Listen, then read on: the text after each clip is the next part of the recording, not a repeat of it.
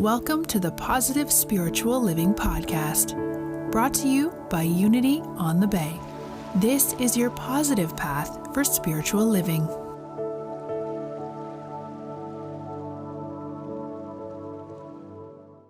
So you may have noticed in that poem that Myrtle read to us, The Prayer of Faith by Hannah More Kohas, written so many years ago, there is a line that says, God is my health. How many of you would agree that God is your health? All right, that is the correct response. It is also the polite response to tolerate me this morning. Now, the next part of it is this: I can't be sick. How many of you, here's the real test question now, how many of you believe you cannot be sick? Cannot be sick. All right, it's a little harder to raise your hand on that one, isn't it? Why is that? Because most of us have been on the planet long enough to have experienced at least a common cold or a flu, if not something more significant. You say, what do you mean I can't be sick? God is my health, I can't be sick. Where do you get off with that kind of a statement? I was just sick last week, or I was sick last month, or I have someone who just received a terminal diagnosis. Whatever it might be, how can you say that I cannot be sick? What I am saying when I deliver that statement is that there is a truth about who you are, my friends, a spiritual reality. That spiritual reality cannot be sick. It cannot be sick because it is made in the image and likeness of God. Ergo, it knows nothing about disease or illness or lack or limitation or inharmony or conflict of any kind. So the truth of your being, and it's an important distinction, when I say God is my health, I can't be sick, I'm talking about the spiritual reality that though moment by moment I may not be consistently invested in, I believe to be the truth of who I am. In Scripture, we read these words in 1 Corinthians 16th chapter, 51st through 53rd verses. Lo, I tell you a mystery. We shall not all sleep, but we shall all be changed in a moment, in the twinkling of an eye, at the last trumpet. For this perishable nature must put on the imperishable, and this mortal nature must put on immortality. Now, these are words, admonitions coming to us from Paul, who was trying to let us know that you can escape conscious awareness of your ultimate spiritual identity for a matter of moments, but you will ultimately release the idea that you are a mere mortal being so that you may embrace your destiny, which is the remembrance of the spiritual nature of who you are. It's very interesting and sometimes a little alarming and occasionally disturbing that we will always experience in our life a reflection of whatever identity we have accepted for ourselves. So if we believe that we are mere mortal beings, my friends, that is exactly how we will show up, because according to our belief, it's done unto us. So the most important question I ever ask you from this platform is, what do you think you are? Who do you think you are? Because your answer to that question, which, by the way, no one else can answer on your behalf. I know you've gone to religious authorities and psychotherapists and doctors and all kinds of places to try to find out, what am I? What am I doing here? But I'm telling you this morning, you're the only one that can identify, can define yourself. And according to your definition of yourself, so will go the experiences of your life. So how do we get free of this perishable nature so that we can clothe ourselves in immortality? And the answer is simply to remember who you are, to redefine yourself according to spiritual alignment and not according to all the compelling reports of time and space as delivered by the five senses. Now, that's not easy to do because we are all addicted. Did you know that? I'm sorry if I'm the first one to inform you, but you're a heavy-duty addict. And what you're addicted to is material manifestation. If it's happening out here, if I can see it, taste it, touch it, then it must be. But remember, my friends, that everything that's going out here is merely the report of what's going on in here. So as long as you're looking out here, that's going to be your experience. The moment that you recognize this is a reflection of an internal dynamic, now you're starting to get somewhere. Now you're realizing that by simply changing your mind, you can change your entire life. All you have to do is redefine yourself. You game? Time to take on a new definition. And actually, all you're doing is remembering a long-forgotten secret, that you are made in the image, the power, the glory, the grandeur of God, of the Almighty. That's how amazing you are. So I mentioned at the onset about the role that women have played in the unity movement. And I think that really is one of the reasons why I love this movement so much. Because it was founded by a husband and a wife, by a man and a woman, and you see the influences of both the masculine nature and the feminine nature which dwell in each and every one of us together in this philosophy. And a large part of that is because of the natural ability of women to intuit. And I believe Myrtle Fillmore was very much an intuitive. And I think that she contributed to Charles's rather businesslike and scientific approach to assembling the teachings that make up the unity movement as we know it today. I just discovered this morning that today is the birthday of Emma Curtis Hopkins. And if you don't know who this woman is, she was a huge influence. She was the teacher of teachers. She was the teacher of Charles and Myrtle Fillmore. So again, powerful feminine energy. We also had H. Emily Cady, a lady who wrote the basic textbook commissioned by Charles and Myrtle Fillmore for the Unity Movement called Lessons in Truth. And we also had one of my favorites, Imelda Octavia Shanklin, who wrote a mind-blowing, did you hear that? A mind-blowing book called What Are You? And the reason it's so mind-blowing is because it really encourages you to look at the erroneous definitions that you've put into your definition of yourself and get back into alignment with the spiritual reality of who you are. And she says this in the pages of What Are You? The real world is the world in which God is recognized.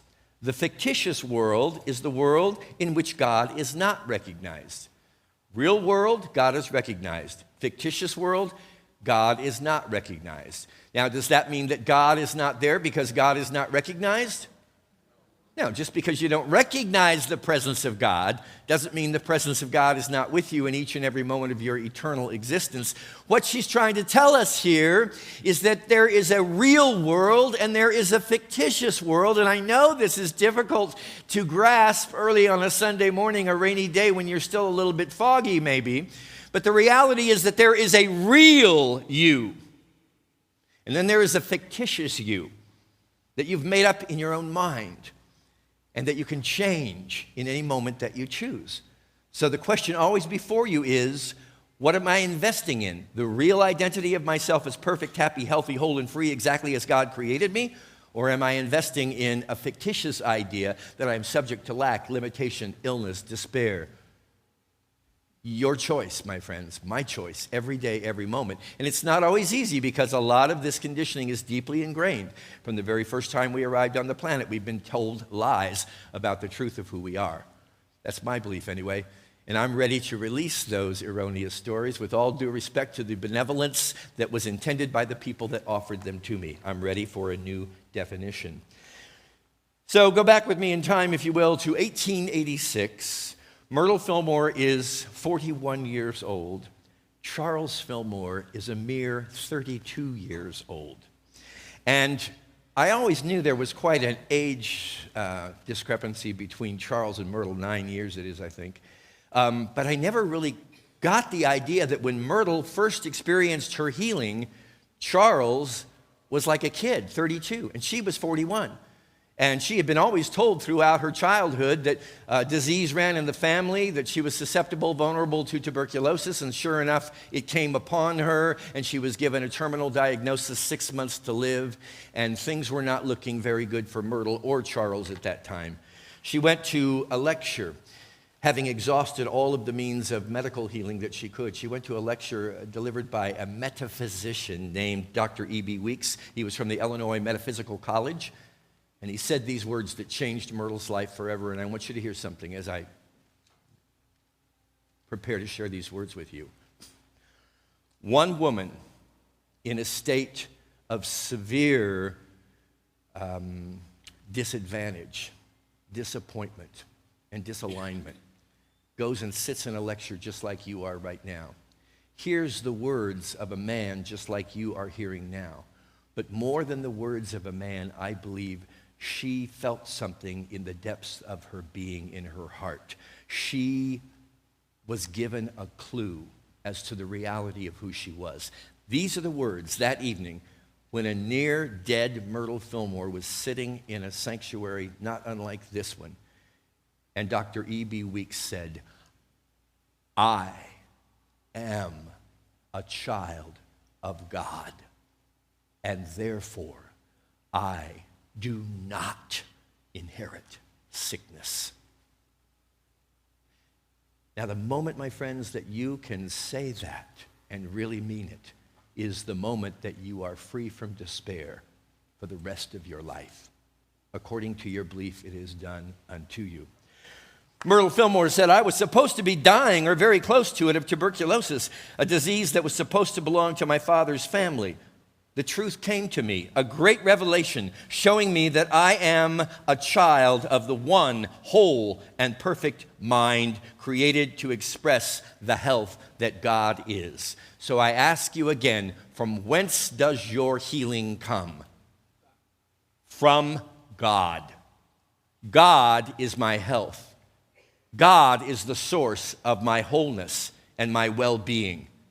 Now, I'm all for the latest campaigns in terms of nutrition and exercise and proper care and treatment of the physical body. But I'm telling you this, until you come to the point where you know at the very depth of your being that your health comes from God, you will still be susceptible to the common cold, to a 24-hour flu, to a terminal diagnosis. Until you reach that point where you know, fully remember who you are made in the image and likeness of God.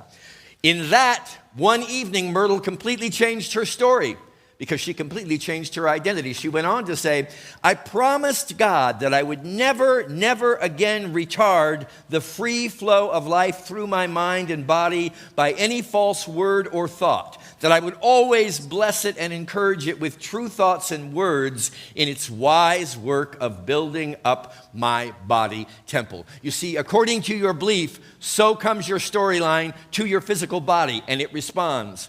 I am vulnerable, I am weak, I am subject to illness, I am subject to all manner of ill fortune, whatever it might be. You're just inviting that right into your experience. You're calling it forth from the universe, my friends. And the universe is very accommodating. It will deliver exactly according to your belief. But you're free, remember this, to change your belief, to change your mind in any given moment. You just have to remember who you are. In the face of the medical diagnosis, in the face of being down and out and on your back in bed with a cold or a flu or any ailment, the most important thing you can ever do, my dear friends, is remember who you are. And I'm telling you, as soon as you remember who you are and you begin to invest that remembrance with your belief and with your faith, that remembrance then becomes a realization. And that realization will be life-changing. And it will be the presence and the power of God working in, through, and as you that has made it so. My friend Kevin Rice is sitting down here in the front row. He's going to be doing a workshop this afternoon right after I'm finished with all my verbose commentary. And he's going to be telling you, I'm sure, at some point during the afternoon, that you always have an option of listening to one of two voices.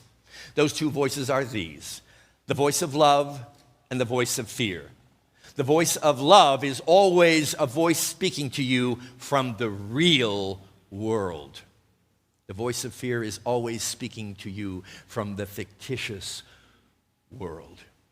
So my question in departing your company this morning is simply this: would you rather be what God has made you to be, or what you have invented yourself to experience? In any moment, you can change your mind. In any moment, you can change your world. God bless you.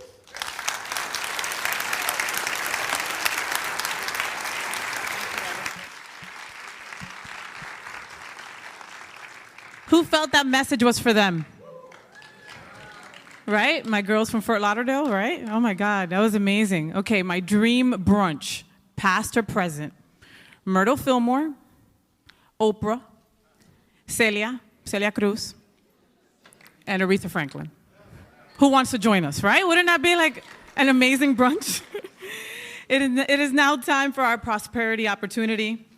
We hope that you were spiritually fed by the music and, of course, the message this morning, and that you received something that you can use to live a meaningful, abundant life. If you want to be in the flow of not only receiving, but giving, now is your opportunity to give back to Unity on the Bay.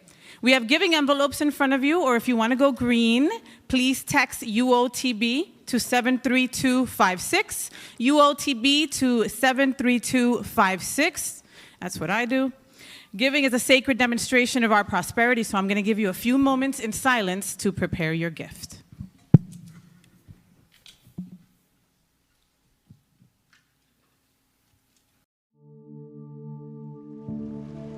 We hope you enjoyed this episode of the Positive Spiritual Living Podcast, brought to you by Unity on the Bay, a spiritual community located in Miami, Florida.